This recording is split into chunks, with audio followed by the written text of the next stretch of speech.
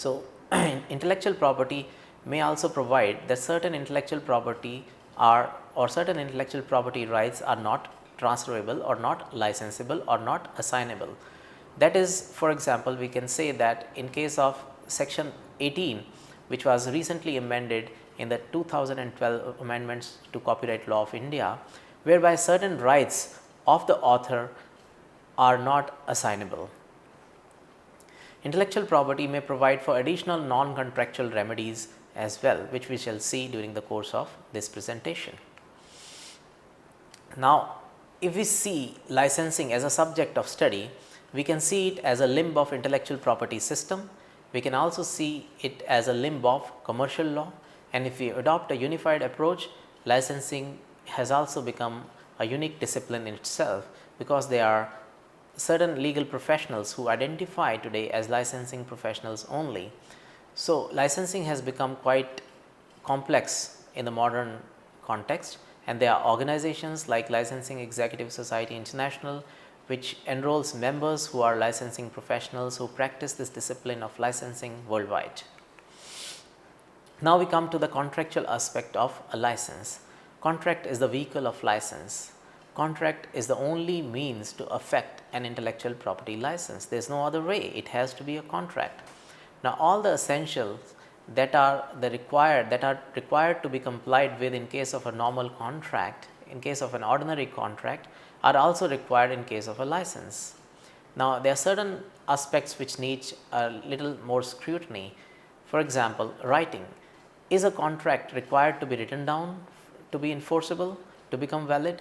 No. As far as the general contract law is concerned, writing is not the requirement. An oral contract is as enforceable and as valid as a written contract. But certain intellectual property statutes, for example, the Copyright Act and the Patents Act, require that the contract should be in writing. Contract of the license, intellectual property license, has to be in writing to be enforceable. That means, if the contract relating to intellectual property is not in writing, then it may not be enforceable. Certain statutes also require, in addition to writing, the requirement of signatures. Normally, no notice of the contract is required to be given to any party. Further, as far as registration is concerned, some intellectual property statutes require registration and some make it optional. Even if a particular intellectual property statute has no mechanism for the registration of a particular license, as a legal document, it can always be registered under the Registration Act of 1908. Now, what is the relationship between licensor and licensee? First, the relationship is contractual. Further, there is no assumption of fiduciary character between or fiduciary relationship between the licensor and the licensee. It is a contract between a principal and a principal. The licensee is not necessarily an agent of the licensor. The contract is between principal and principal. Rights of licensee flow from intellectual property law as well as the contract law. Now, what are the types of licenses? First, license could be exclusive. An exclusive license is very similar to assignment. Now, what is an exclusive license? Exclusive license is a situation whereby the owner of intellectual property agrees with the other to grant a license exclusively. That means, the owner of the property says that I shall not grant any other license to anybody else. Further, the owner promises that he himself shall not be exploiting that intellectual property which is the subject of an exclusive license. So, that means the licensee becomes the only person entitled to exploit the licensed intellectual property in case of an exclusive license. Opposite of it is non-exclusive license. Non-exclusive license is only a promise, is just a promise by the owner not to sue the licensee. There is no promise that he will not grant any other license to anybody else, or he himself will not be utilizing his property in future. So, non-exclusive is the opposite of exclusive. Sole license is somewhere in between. Sole license is a genre of non-exclusive license only. Sole license means that the owner of intellectual property says that you shall be, says to the licensee that you shall be my only licensee. That means the owner cannot issue any other license to anybody else, but he himself remains free to exploit his property. Now, statutory license we have already seen, where the statute itself grants you a license on return of fulfillment of certain conditions which is lays down. We have also seen what is a compulsory license. For example, the patent law allows or creates a mechanism for the issuance of compulsory license in case of public health emergencies, etc. These are the important aspects or types of licenses. Now, the division of license rights, it could be divided in any license could be divided in 4 ways. One is geographical. That means you can divide the licenses over the same property geographically. For example, you have a product and you can allow somebody to sell it in one particular geographical area and the other to sell it in another geographical area. So, for example, I am the author of a book. I can allow one publisher to publish it for America and another publisher to publish it in India in the same language. The division of license rights could also be temporal. For example, I can allow, I have a new technology and I obtain a patent on it. I can grant a license to a manufacturing entity to manufacture and market the technology that I had invented for 5 years, and thereafter that entity will not be entitled to do the same. So, it can be divisible on temporal basis. Then substantive, I can divide, because intellectual property is divisible, the rights that are granted under intellectual property are divisible. For example, I write a book, I can allow X to make a film on the book, I can allow Y to translate the book, I can allow Z to adapt the book. So, different aspects of the rights can be apportioned differently. Then field of use, I can, if I am the inventor of a technology and obtain a patent on this, then I can license X to utilize it in the field of medicine, I can allow Y to utilize it in a field which is something very different from medicine. So, field of use could be different and it could be apportioned or divided on the basis of field of use. Now, what is the difference between license and assignment? Now, the nature of transfer is very different. Assignment can be analogized with sale and license can be analogized with rental. For example, I have a house, if I sell it, it will be called an assignment in relation to intellectual property, and if I allow somebody to make use of it, it will be like hiring, giving the house on hire. The title, the licensee of intellectual property gets no title to intellectual property, whereas the assignee gets the same title as the owner, he himself becomes the owner. The right to sue, normally a licensee has no right to sue the infringer of intellectual property, but some statutes like Copyright and Patents Act have granted limited rights of suing of pursuing the infringers. Those limited rights are available with certain kinds of licenses like exclusive licenses. Otherwise, the licenses have no rights, no independent right to sue the infringer or pursue the infringer, whereas the assignee always gets the right to sue the infringer. Now, breach and infringement, in case of breach and infringement, the rights and responsibilities of the breaching parties are quite different if he is a licensee or an assignee.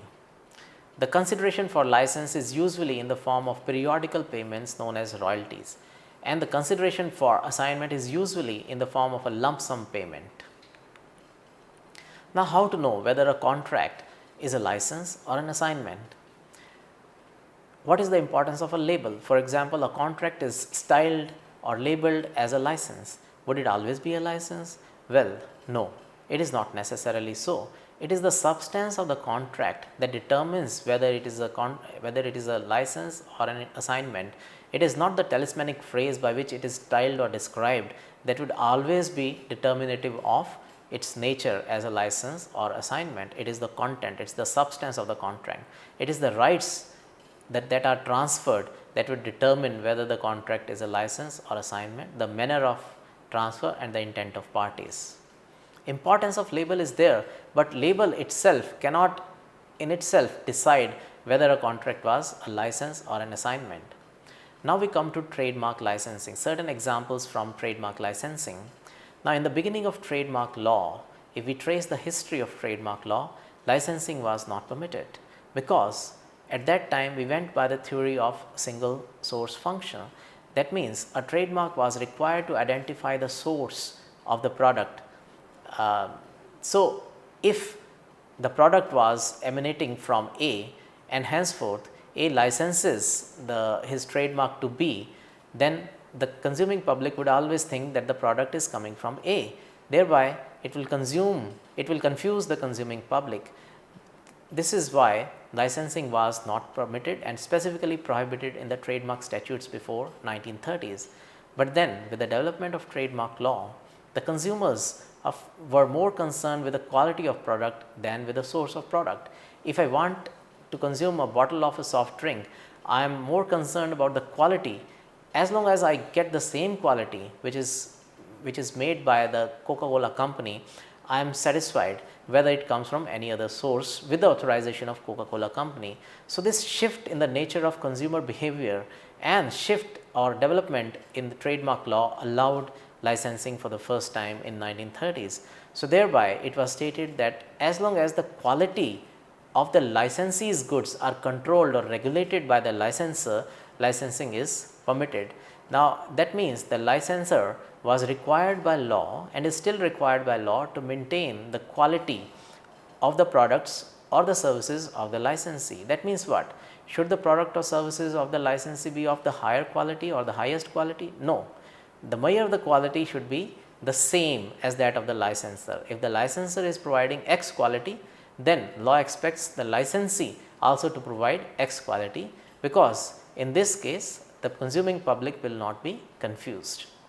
And then with the merchandising function of trademarks, licensing of trademarks has come full circle. In the modern world, what is merchandising?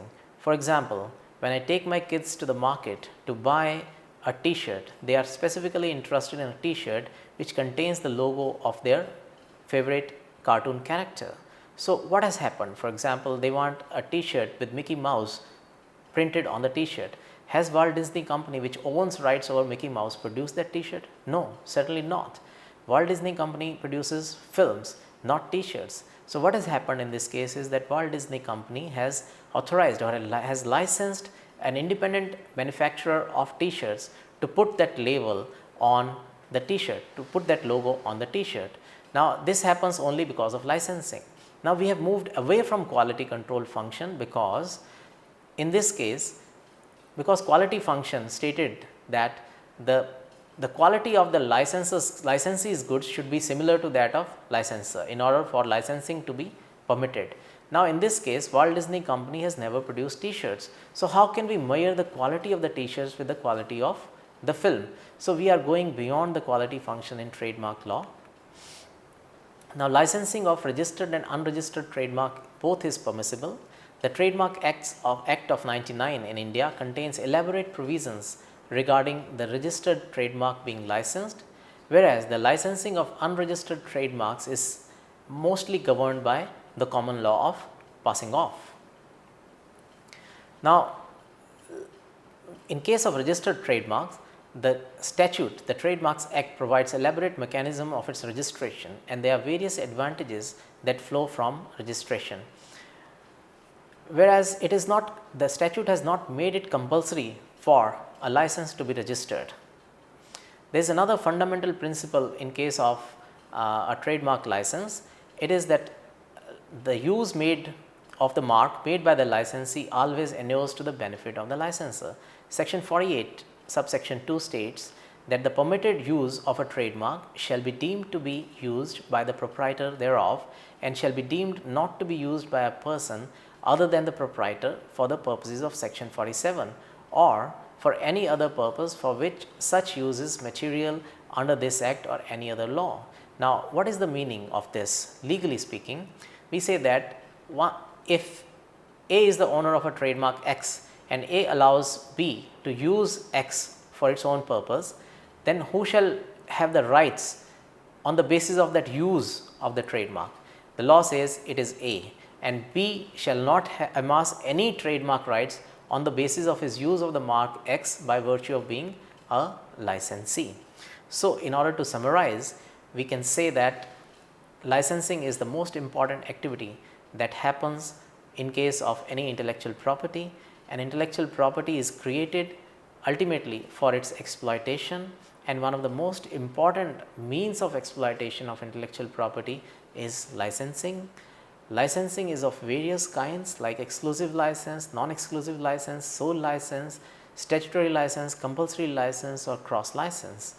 Now, there are fundamental differences between assignments and licenses.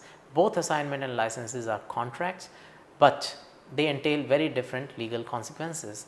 A license can be analogized to a rental of a car, whereas an assignment can be analogized to a sale of the car. Thank you very much.